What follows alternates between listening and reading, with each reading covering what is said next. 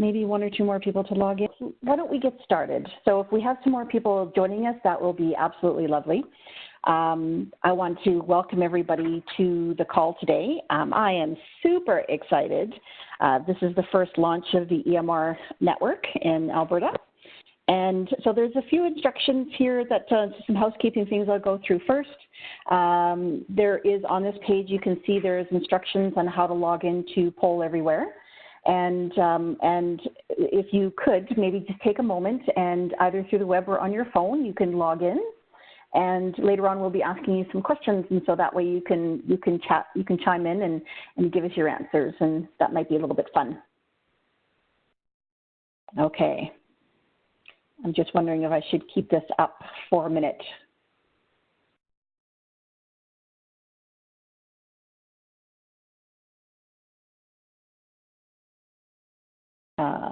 I'm just actually wondering, would one of us be able to put that in the chat just so that people can go back to it if they haven't had enough time to actually put those instructions in?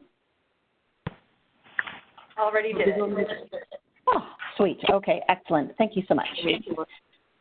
All right, so for those who have, oh, sorry, did I miss something? No, okay. So for those of us who have just joined the call, and this is maybe new to doing webinars, you're currently on a WebEx platform, and these are just some instructions about if you would like to send in a little message to the rest of the group, or you would like to ask questions, then this is how you would go about doing that. So right down at the bottom of your chat bar, once you click on the little bubble, that looks like a little something coming out of somebody's mouth. I used to have those on my old photos when I was younger, growing up anyways. You would click that button and then you can enter a message down at the bottom and just make sure that you select all participants. Sometimes when you ask questions, those are questions that everybody wants to know. And so please feel free to use that chat bar as much as possible. All right. So welcome to the Provincial EMR Network Alberta. I really am very excited about this. So just to get started, why don't you chat into the chat box and tell us what PCN and town or city you're from and your name. We want to know who's here. That really helps us to get a sense of who's in the virtual room.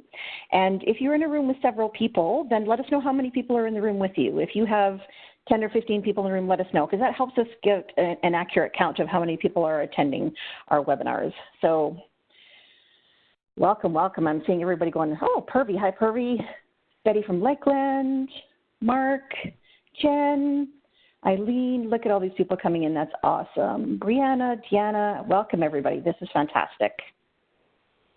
Excellent. So I'm gonna let everybody to continue putting that in, okay?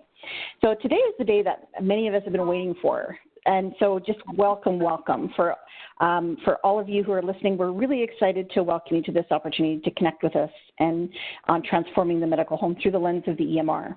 This network has been in the works for a while now, and for those of us who have been talking about its formation, we've been looking forward to this day. I'm personally very excited to see this network launch, and I have big dreams for it. But this network is all about you and what you can do with it, so let's jump in and start telling you about it. So the first thing that I would like to do is introduce you to Lori Choma.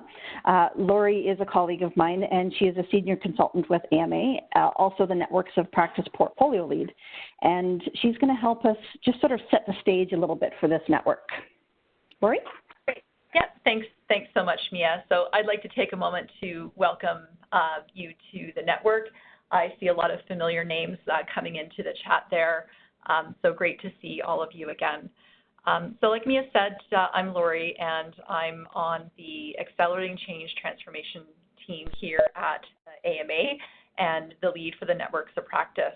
This EMR network that we're launching today is among several networks that we support here through the ACT team at the AMA, either providing direct support or participating or linking into networks. I'm going to show you a shot of those in a moment, but first I'm going to tell you a little story. So I'm not a super good storyteller, so I'm actually going to tell someone else's story, and this is from a German psychologist named Kurt Lewin. So you have about a minute, so if you guys want to curl up with a cup of tea or close your eyes for the story, you've got about a minute here. So imagine a river flowing through the village where you were born. The river constantly changes in many small ways, higher, lower, muddier, clearer, and so on.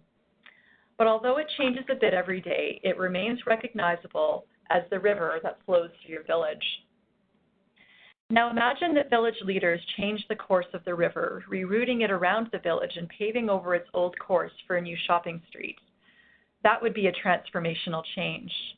If you left the village at an early age and then returned years later, everything would seem very different. Transformation or large-scale changes change everything.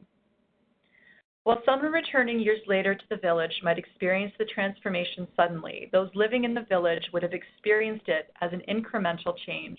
Some digging here, concrete poured there, many workers doing seemingly unconnected tasks.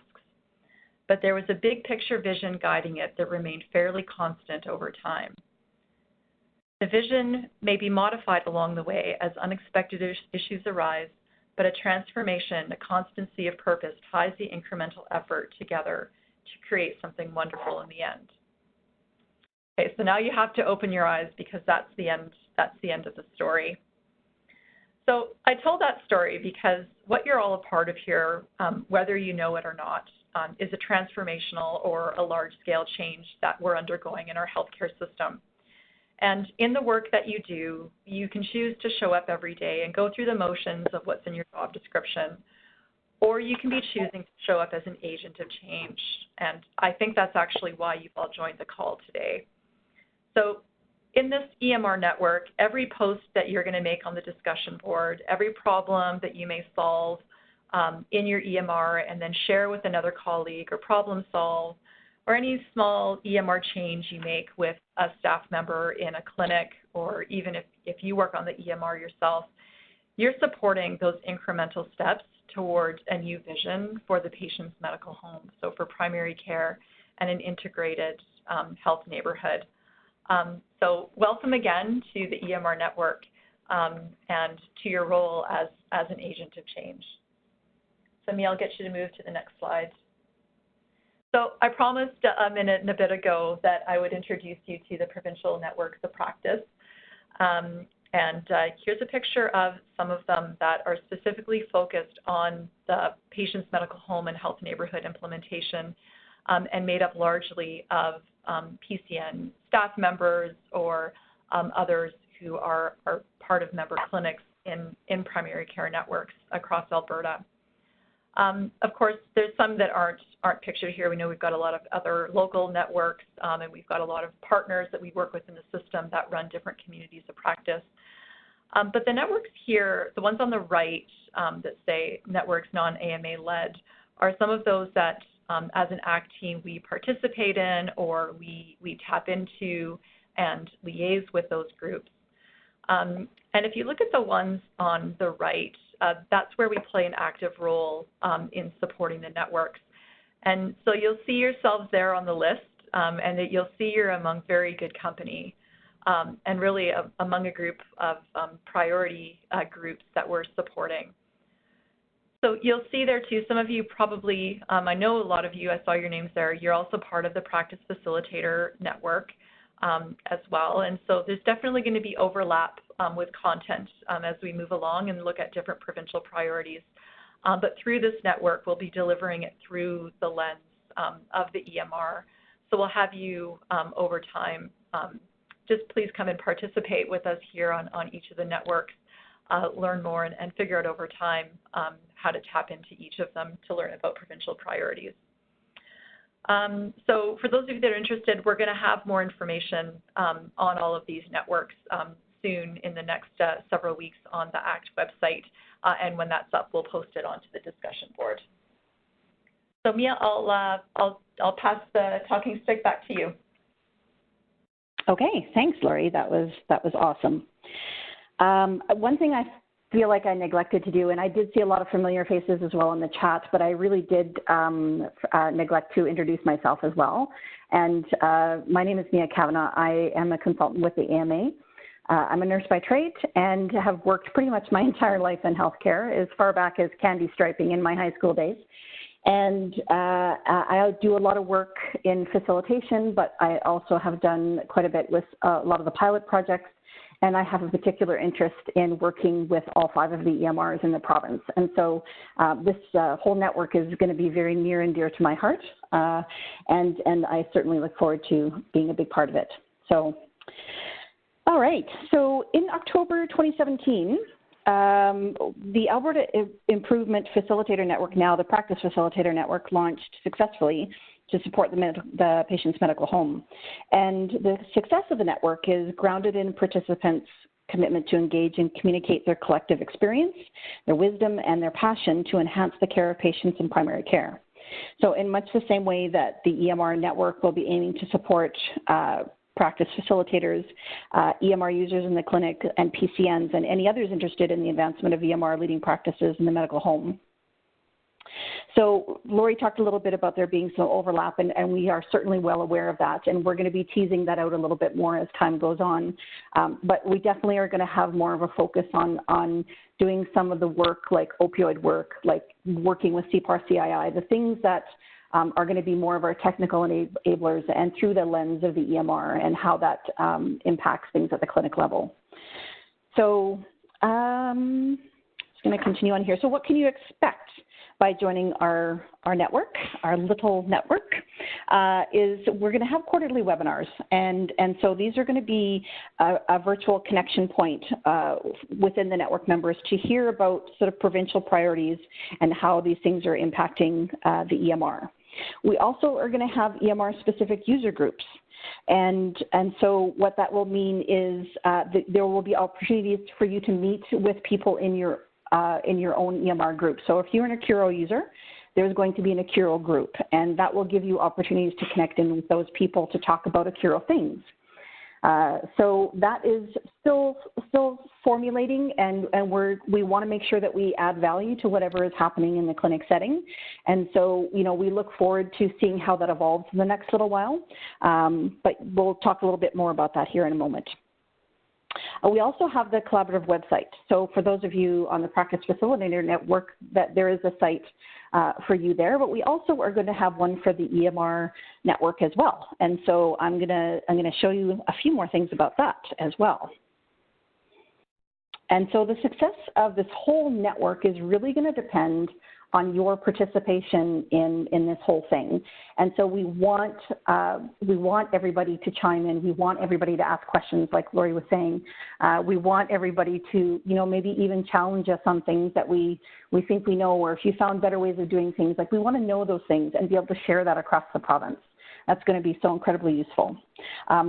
For myself, I remember working in clinics many years ago and thinking quite often how I never had anyone to ask questions of. I felt like I was reinventing wheels on my own all the time. And so finding a network of people that you can tap into, particularly when they're on the same EMR as you, can be so much of a time saver, even if you are looking for a template for something in a particular region and you're thinking, God, do I have to rebuild this, or has somebody already done it?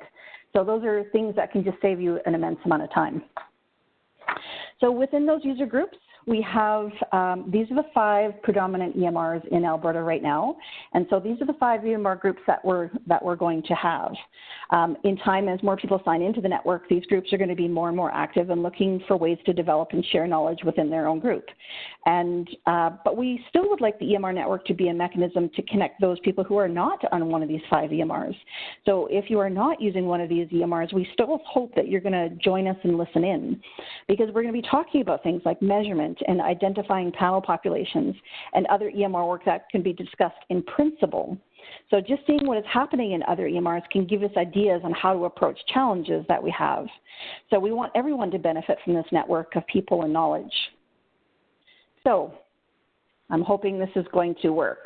So this is our poll everywhere for those of you who have logged in there or texted in. So if you can, tell us what EMR you're using. I'm just going to give you a moment to do that. Oh, and here they come. It's so exciting. There's always a little bit of a fear that this isn't going to work when we put add-ins into these things. Excellent. Oh, I see somebody in the chat to put in there. Curo, and somebody said all the EMRs. So you might actually have, yes, all 5 of them, exactly. So this is fantastic because especially when you're working across platforms and maybe Barb later on, I don't know if you might want to speak to this, but when you're using more than one EMR, you may be trying to get the same data elements out of them, and you want to think about how to make sure I get the same data, even using different fields and different platforms. And so, how do I go about doing that? So these are interesting questions. Excellent. Thank you guys for participating. This is awesome. All right. They just keep coming. This is awesome. Okay. So what I'll do is I'm just going to keep going, but thanks everybody for chiming in so far. This is fantastic. Okay. So I told you a little bit about the collaborative website. And so for each EMR specific user groups, you can either opt into one of those groups or you can opt into several of them. So each user group will have a discussion board and where you can post your questions and look for input from the crowd. And then there's also going to be a resources page. So you can post and find great links. So that might be links to a particular template or for provincial work. So for example, we're going to have links to some of the templates that are being provided for the opioid work. Those kinds of things will be there. And there's also going to be a place on the main page for the EMR for us to post things like when are conferences coming or any news that's related to the EMR or big changes in functionality of an EMR in particular. But once you get logged in, this is the first page that you will see. And so as you can see at the top here, there's a main EMR page, and then there's a discussion board. So there's going to be a discussion board for all EMRs. So just talking about either things across platforms or, maybe it's just simple questions that you have that might not depend on what EMR you're on. Resources and recordings will have things like our webinars that we're doing today. Also our co-design team, which we're going to talk a little bit about. As we developed this EMR network, we pulled together a number of people who from across the province who have been either peer leaders or have done some excellent work in the EMRs or are super users, and we pulled together this design team co-design team so that we could sort of get a sense and try to create a structure of what this network would look like. And so that co-design team will be on the website, and there'll be pictures and I believe even some contact information. So if you wanted to reach out to particular people, you can. All right. So this is just a little bit of an expanded view of what that navigation tree looks like. I've already talked a little bit about what each one of those things will contain. So the AMA team is working really hard in the background to post a ton of content, hopefully sometime in the next week or so. But even if you can, put a note in your calendar next week to log in and see what's there so far. If you have resources that you want to share, then please, we want you to let us know. Okay. All right, so who's to join this network? Who is this network for? Who do we want to be in this network? Who would this be good for? So this, so far, it sounds pretty awesome, right? I hope it sounds really awesome. So you might be asking yourself, I really need to tell my friends about all this, but who do I need to invite? So we want to have practice facilitators. We have some facilitators that work heavily with the EMRs and some not as heavily. Either way, if they want to be a part of that, if they want to learn, if they want to join in on those conversations or be a fly on the wall, that's great. Panel managers, for sure. Allison, who's going to be one of our speakers, is working in one of the clinics, and she is a fantastic peer leader and super user, and she uses it every single day. Physicians and clinic team members. If you have a chronic disease nurse who wants to learn more about using things in their EMR, fantastic. Anybody that you think is excited about learning and building and sharing practices in their EMR, we want everyone. All right, so one more quick poll for those of us who are signed in. So tell us what your role is in the clinic, because we know that roles really vary across clinics and across the province. So you may be a panel manager, but you actually kind of operate more like a practice facilitator. Exactly, EMR specialist, exactly, QI, whatever it is that you're doing, you may be named something very different, but the roles may be quite similar. Excellent, practice facilitator, improvement facilitator, panel coordinator, EMR and key systems trainer. That's a new one. I haven't heard that one before. Clinic manager, of course. Clinic managers are really awesome to get involved into the network, particularly because if they are not involved in much of the PC, sometimes they're a little bit removed from the PCN work, or they sort of have a panel manager who does a lot of this sort of stuff. They sort of fit in the middle, so they don't always have access to some of the things that are happening or going on. That can be a huge benefit. Panel coordinator, facilitator, quality improvement facilitator. Yes. Okay, fantastic. So as you can see, there's lots of different things that we call ourselves, dependent probably very heavily on what the PCNs call us. All right. Thank you, guys. Great job. I love all the participation. This is fantastic. So what I want to do is I want to just introduce next here is Becky Tagg. And Becky is an EMR specialist with South Calgary PCN. And she did some work a few years ago that we thought would be really interesting to share. So Becky, I thought maybe you would like to chime in. Thank you very much, Mia. So like Mia said, my name is Becky. I'm also an RN by background, and then I caught the EMR bug right early in my career. So I have also spent my whole career trying to maximize and improve EMRs. So I'm also very passionate about this topic. So the topic of today, as you can see, is meaningful use. So a lot of you probably heard the term before, but what exactly it means and what does that mean for your day-to-day practice? Next slide, please.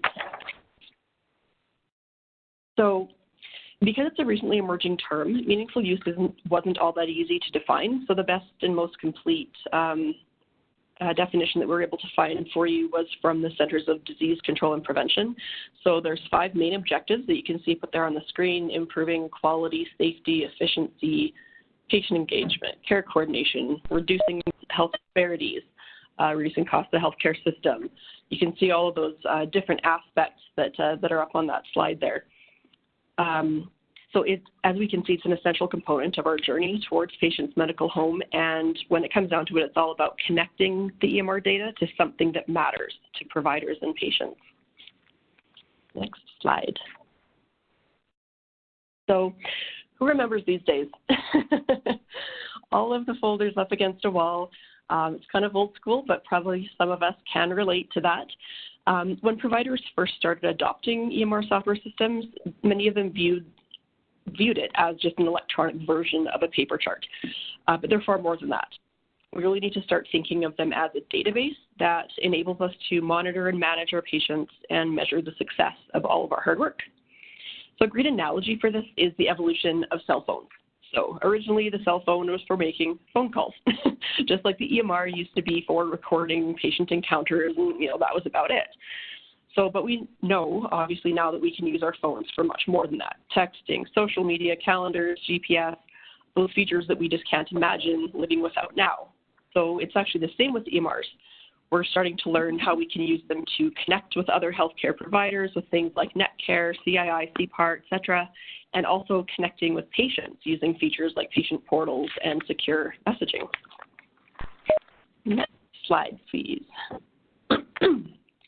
So in 2015, I did a master's degree where I did a thesis on meaningful EMR use in Alberta. So I had 139 participants from 44 clinics all around Alberta on every single EMR. I had them complete a questionnaire about their current EMR use practices. So as you can see, the meaningful use stages had a range. So 0 was the very start, traditional paper-based clinic. Stage 3, the computer has completely replaced the paper chart. Stage 5, the EMR is interconnected with provincial infrastructure. So on average, the 2015 results for Alberta indicated that the provincial score was 2.86, so just approaching meaningful use level 3. So, and then on the right, you can see how it broke down into the different EMR modules. So the top 3, we do pretty well at. So health information, so that's things like charting practices for demographics, medical summaries and encounters, as well as administrative processes, so that's booking appointments, billing, and referrals. So we're pretty good with those 3, pretty consistent. As we keep going, we came in with moderate scores for medications, laboratory, medical imaging, excuse me, and electronic communications, which is remote access and secure messaging. And then finally, when it came to the advanced utilization of the information we've worked so hard to enter, the scores were actually the lowest. So reporting, population health, decision support, like clinical practice guidelines, and patient support, which is patient portals. So since this study back in 2015, meaningful use has evolved a lot due to the provincial focus on the patient's medical home. So we're now able to imagine a stage that didn't exist when I did my thesis, and that's stage 6.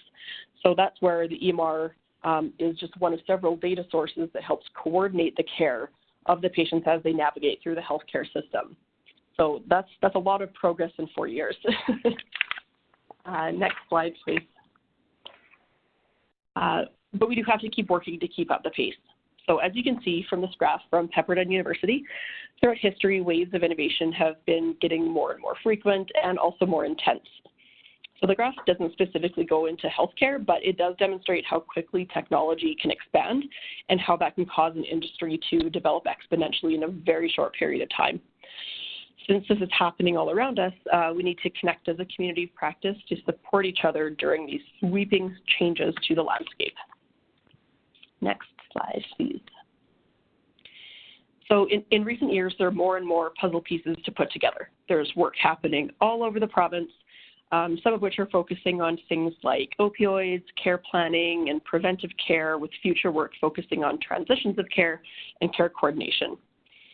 The highest pillar of the patient's medical home is care coordination, and so to achieve this, access to information is critical. So how do we do this?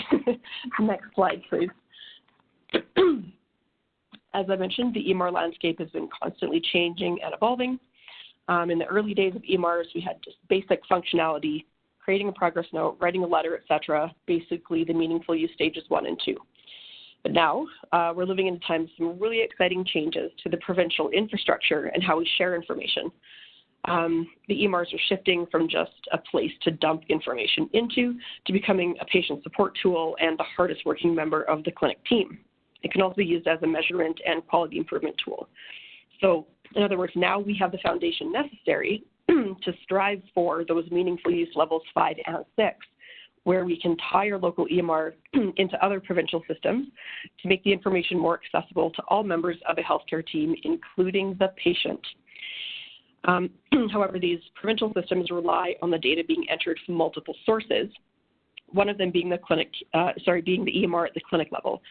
And so being a part of this EMR network allows users to learn from each other and to maximize the utilization and optimization of their EMR. Transparency of health information across the province is increasing, and Alberta is leading the country in the development of these massive infrastructures. This is all to support healthcare providers with more information that will improve clinical decisions, reduce duplication, and support patients as they navigate the healthcare system. We mention this because this is really exciting. It's a big shift from how we have previously been able to deliver primary care. So we all know previously information remained in separate systems. There was a lot of digging, phone calls, but now we have all of these amazing provincial initiatives to get us more and more connected. And don't worry, if you don't know what all of these are, we'll help you through all of this by being in the EMR network. Next slide, please. So we're going to hear from David Johnson, Registry Manager at the Cardston Clinic. So go ahead, David, tell us your experience. Well, and just, sure. David, before you start, I was just going to encourage the people listening on the chat that if you have questions for David as he's telling you his little story, like please put them in the chat and he may have an opportunity to answer them for you. Go ahead, David. Sure, thank you very much. Yeah, this is pretty exciting. When I engaged in EMR access about 10 years ago, things had they were at a different level, and I think where we're at today, and I think what for me I never imagined could happen would be I had seen about 8 or 9 years ago a patient portal that was being used by a private clinic, and it was measuring, it would allow patients to go in and monitor things like their BMI, and if they ate more healthy or they exercised, they would be able to reduce their BMI.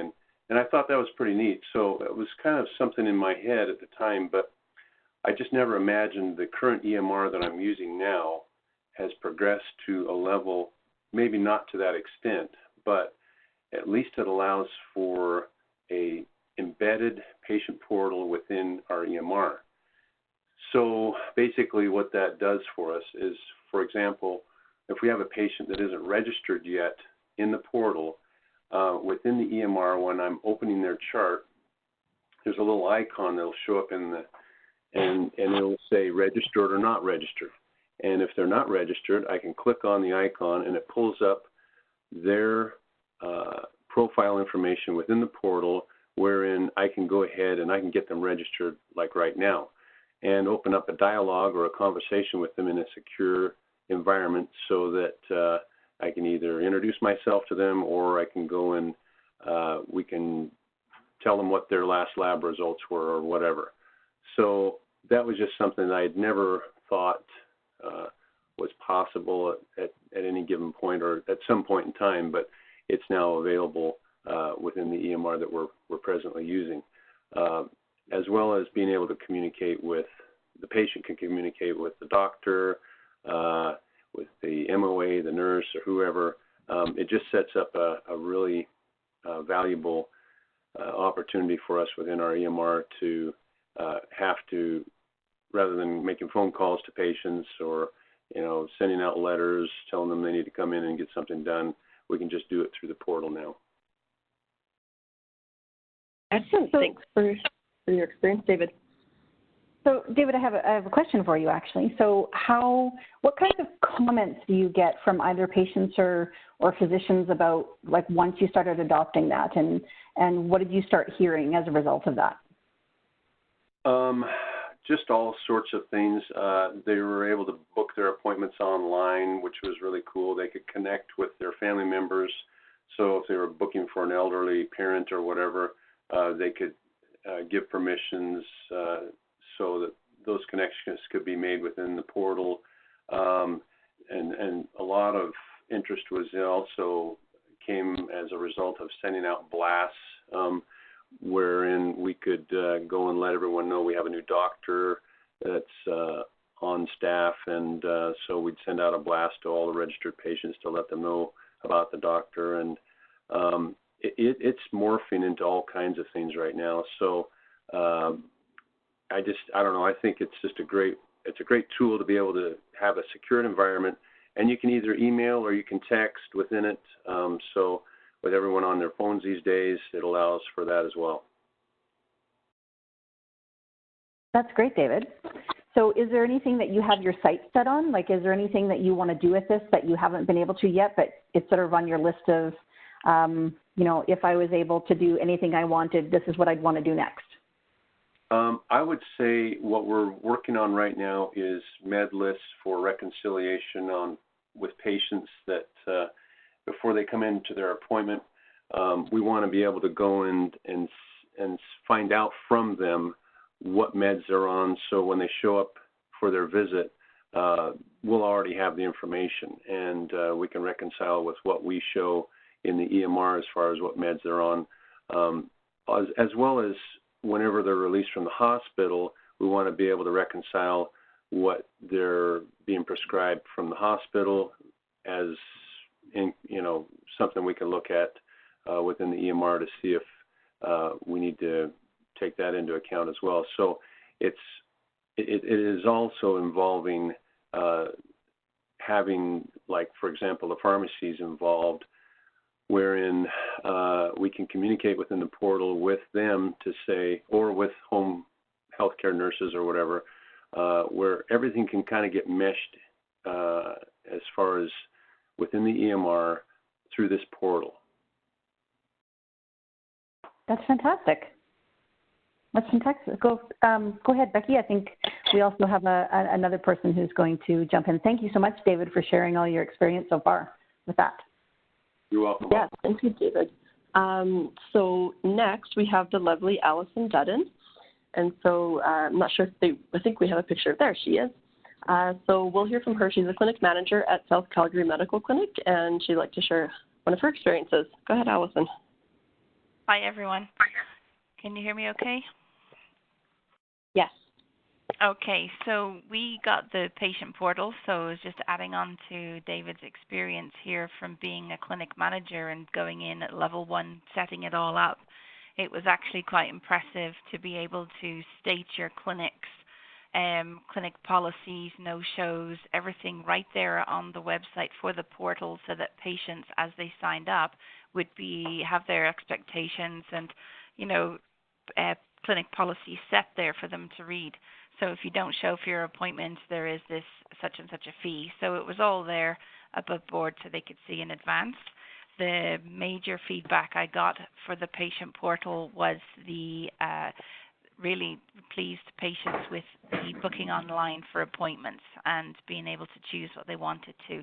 Now, we as a clinic then could also limit what exactly they were allowed to book for.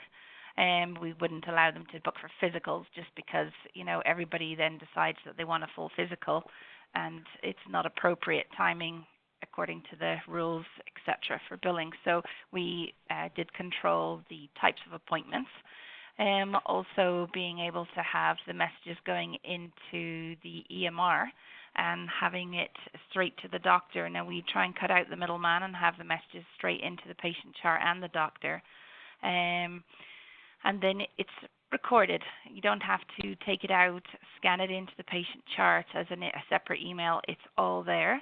You can also, as a provider, limit the amount of emails that you do allow the patient to email, such as if you really have somebody who's quite chatty, you can only give them 3 in, say, like a year's period, unless you're just going to say that they need to come in to book an appointment, unless they just like to chat about the weather. So you have to be quite specific and give expectation guidelines to the patient for those portal emails. We also chose as a clinic not to do the consent for proxies for older people or younger people. We just wanted the actual emails of the patients themselves. We just didn't feel comfortable at this point in time doing proxies for people. So there's lots of things that we could have done further with the portal that we just decided not to at this point. So feel free to ask any questions about that. We also utilize Bright Squid as our secure email to patients, and we find that very beneficial because, again, but the exception of having to scan stuff into the chart or save it and put it into the chart is not quite as seamless as the patient portal. But as a patient myself with my own family doctor, booking online, really beneficial. You can book your dentist, your hair appointment online. Why not your doctor's appointment? So for us, that has been a huge benefit.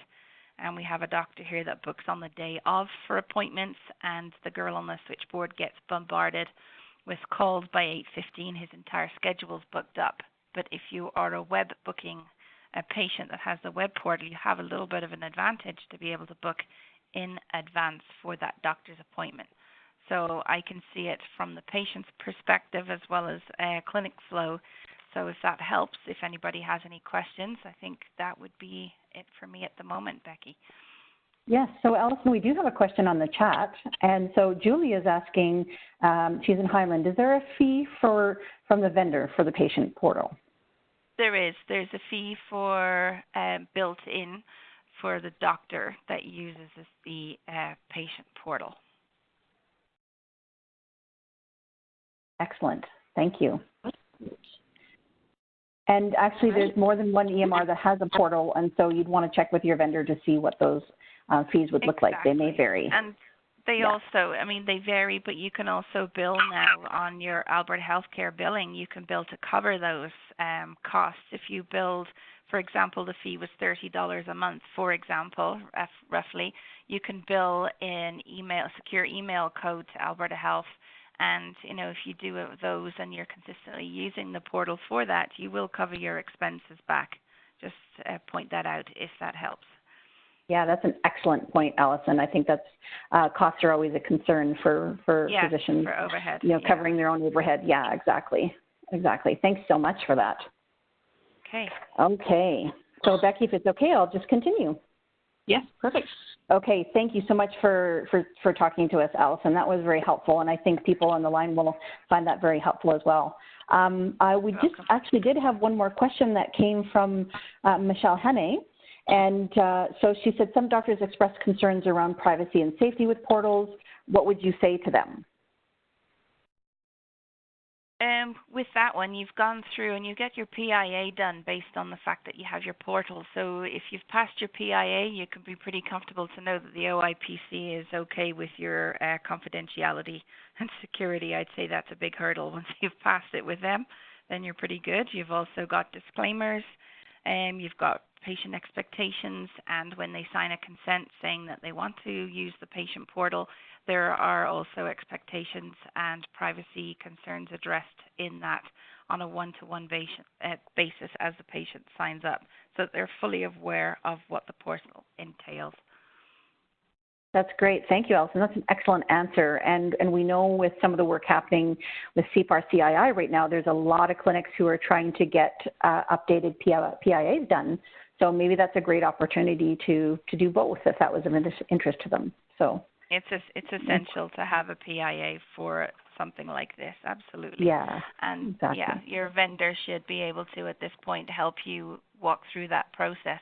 It's just the OIPC is just a little backlogged at the moment because of all of this. So as long as you have a letter acknowledging that they understand that this is what you're going to do and it has yet to get approval, at least you know you are covering everything.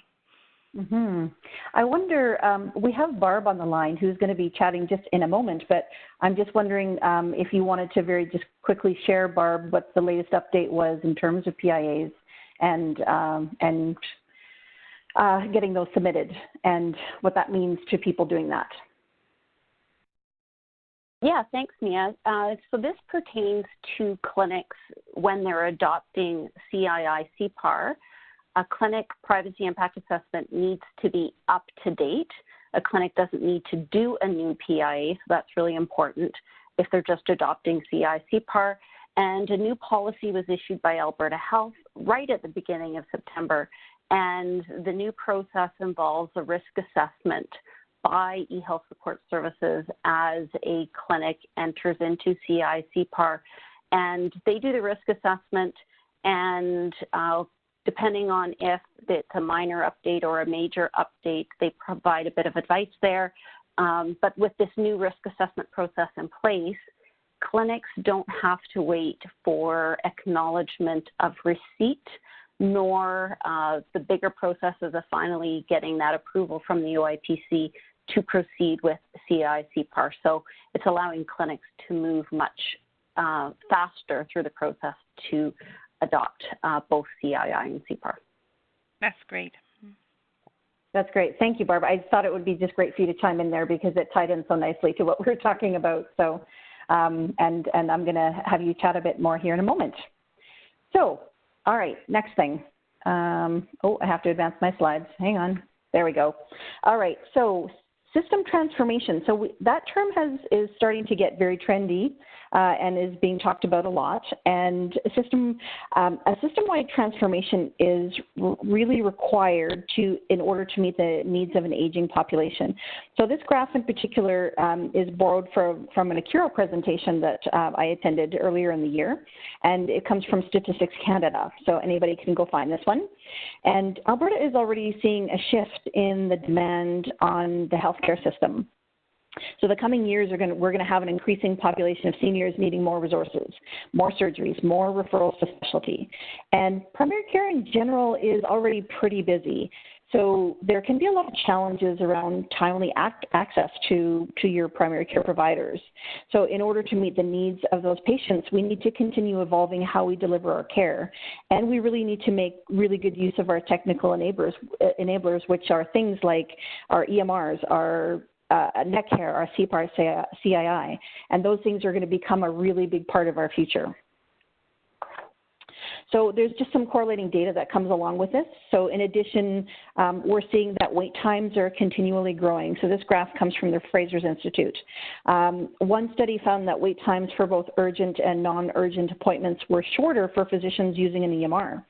So with the average wait for an urgent appointment being about a day for physicians using EMRs versus 1.7 days for physicians not on an EMR.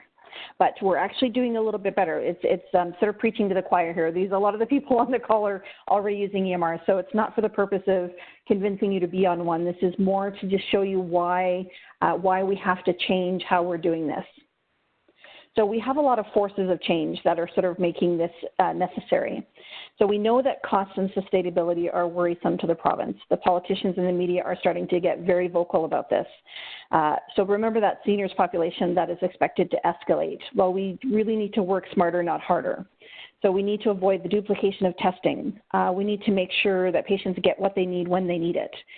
Those PCNs that most of us are a part of, have fixed dollar amounts and resources for changes in the population. So there's a big shift to digital as well. So from 2000 to 2010, we saw a really major shift in the number of clinics on an EMR in Alberta, and that had a lot to do with actually the PAUSE program, but there were other things that were happening at the time as well. But I've really, most recently, I read something from Canada Health Infoway article that we're roughly at about 91% EMR adoption in Alberta. Now, I know sometimes there's some varying numbers on that, but that actually, it just struck me as being like, wow, like we're really doing great. So we're actually sort of quite ahead of most of the provinces. And since 2000, we've really seen the development of more EMR functionality. NetCare has come into play, PIN, which is a pharmacy information network, those patient portals that Allison and David were talking about, EMR mobile apps that physicians can use to upload data from their phones, and now, of course, the biggie, which is CPAR CII. So these are some really major changes that we've seen in a relatively short period of time. So that sort of is more in the context of how we saw those historic waves of innovation, where things are like happening faster and faster. So I don't know if we're going to continue this pace, but we sure have been seeing a lot of change in the last several years. So also there's an increasing role of the patient. So more and more, the patient is taking a larger role in their own care. And this is patient-centered care is an element of the patient's medical home. And we're seeing it more and more, again, through those portals. And now my health records that launched in this year. Of course, we know that the millennials that are coming up, and as our population changes, it's very much a digital population. And so, the people in the younger age groups want to book online. They want to send text to their providers. They want to communicate with the nurses through the portal. There's things that they want to do in a more digital way. And so that's almost seems like it's unavoidable at this point. So we have to talk a little bit about the power of the EMR. So now more than ever, we need to recognize that our EMR has amazing power and potential. So overall, the EMR is pretty much a win-win for patients and healthcare. Using EMRs is both a great opportunity, but it's also a daunting challenge, as I'm sure every single person on this call would probably nod about. It allows for a degree of communication that was really never possible before, with an entire care team having immediate access to the same patient data. But it can also present unexpected operational challenges, such as determining who is responsible for what part of the patient's clinical care. It's much more secure, legible, and can be easily shared with patients and caregivers. And it also provides researchers with access to large volumes of clinical data, which can lead to further care improvements, new therapies, and patient care advances. So for any of you who have been done any work with CIPSN, that's where they're really starting to mine some of that data for research. But with great power comes great responsibility, said Voltaire. Also, the Marvel universe said that as well. So knowing that we've talked about all these things so far, so think about, and as you take away all this information from the webinar today, think about what your role is in all of that. And just know that no matter what you are doing and no matter what way that you're touching the EMR, you're having a major impact on that. All right. Using the EMR as a quality improvement tool. So EMRs offer opportunities to collect and analyze data and activities that are at the core of delivering quality patient care, preventing errors and minimizing risk. And yet the challenge for practices is understanding how to aggregate and evaluate that data, analyze the results, and develop strategies and activities that will help support quality improvement in the practice. But quality improvement is all of our work. So within this network, we're going to talk more about that as EMR users. We want to guide clinics through exercises of measurement and reflecting on that data. So rather than just collecting a TNA measure, like what does that mean to us? How do we look at that and look at that data and know what that means to us in our practice? And do we need to do anything with it? So the reflection on the data is super important. But there's still skills to hone in ensuring that we get the right data and that hopefully the data we do collect is meaningful to the providers and their teams. So rather than collecting something for the sake of collecting it, what's something that the providers want to know? What are things that could be useful in working with their panel? So this is some of the work that we're going to be talking about in the EMR network by applying our EMR knowledge and skills to specific work like opioids or ASAP or CPAR-CII. Okay, so this is where I want to bring Barb back in. So Barb is going to talk to us a little bit about, tell us a little story about CPAR-CII. And Barb, sorry we didn't introduce her before, but Barb is an AMA consultant and an EMR lead for the CPAR-CII work within the AMA. So Barb, did you want to tell us a bit more? Sure, thanks, Mia. So at this point, we have 33 clinics live in Alberta. 184 providers are live on CII-CPAR, and our list of clinics coming on board is growing. We have quite a few right now that are waiting to go live or getting their processes in place to go live. And we've got some exciting evaluation data from our partners at the Health Quality Council of Alberta. And CII-CPAR really has the potential, through connection with the community EMR, to be transformative in our health system. A little bit of a shout out to those on the webinar, so Calgary PCN, including Allison, who's one of our early clinics, and we've got Camrose PCN that is also practically entirely enabled.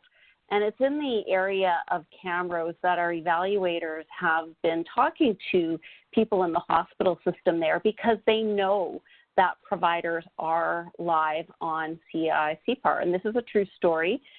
Comes out of that region, and it begins with a clinic going live on CII-CPAR, and that physician sees a patient being connected through the technology when that provider has a visit with the called a community encounter digest, and it tells other providers in the system that access NetCare where that patient is receiving care and any assessments that take place as well. And the story begins with a patient entering emergency, very distressed with a condition. And the emergency physician looks up in NetCare, knowing that the community is live on CII-CPAR, and finds a community encounter digest for this patient. So interestingly, this emergency physician finds one, this is not the first time, or he is not the first physician that this patient presents with this distressed condition. Knows that the patient has a primary provider and has presented to this primary provider with the same condition. And the ER docs that have been interviewed describe themselves as often what they use these words, flying blind in emergency. They don't have adequate histories on patients, but this provider did. And the fact that they were not the first provider to see this patient with this issue, despite the fact that the patient was quite distressed, and that the patient had a primary provider, completely informed the approach in dealing with that patient in the emergency, and it allowed them to provide care at that moment and make a recommendation to the patient, not just to follow up at the family physician, but to actually name the physician. And when you go back to your doctor, this is the course. So it was a new experience for that emergency physician, and it's really exciting that this is going to be a new norm for Albertans in the future. So we're really excited about the transformational capabilities because of this new technology being enabled throughout Alberta. So back to you, Mia. Awesome. Thank you, Barb. That was fantastic. I'm really looking forward to hearing more stories like that. So as you collect them, I hope you'll join us on subsequent webinars to share them more often, because I think those stories are super powerful, along with, we know data is powerful as well, but stories are very powerful, especially when you're going back to your providers in the practices and you're talking to them about some of these things. And so I hope you share more of those with us.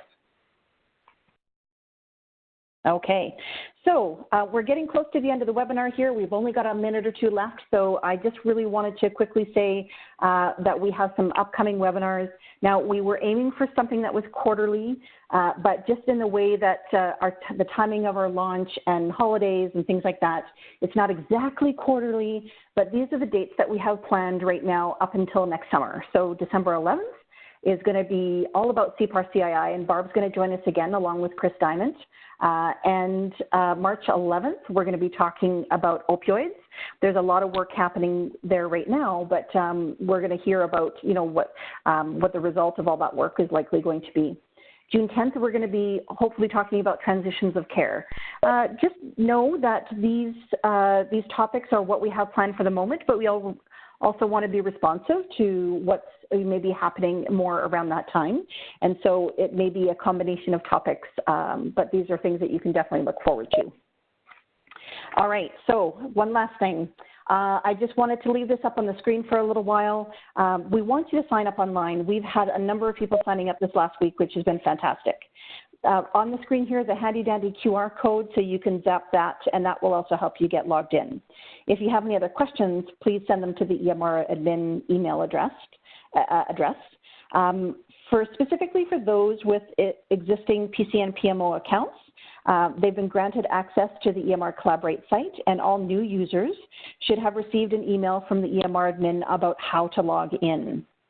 So this recording, we hope, has gone very smoothly, and we're wanting to post that as well on the Collaborate page. So if you know anyone who might benefit from seeing this webinar, then they can request a login and listen to it. I really wanted to say thank you. We maybe went a little quickly. We had a lot of things we wanted to tell you, but I wanted to thank Lori Choma and Barb McCaffrey, Becky Tagg, Allison Dudden, and David Johnson for joining us today. Each of you had so many fantastic things to share with us. And also to Leanne, who's in the background making sure our technology is working. So thank you to everybody who has joined us on the call today to launch this network. We're really looking forward to more interactions with you. Please go and check out the discussion boards and ask questions, be curious, tap into the resources, use everything that you can that the network has to offer to support your work in the practice. So thanks again, everybody. You're all awesome. And as they would say in Pitch Perfect, I love you awesome nerds, because that's what we are as EMR nerds, right? So have a great afternoon, and thank you again. Take care, everybody. Thanks, Mia. Thanks, Mia.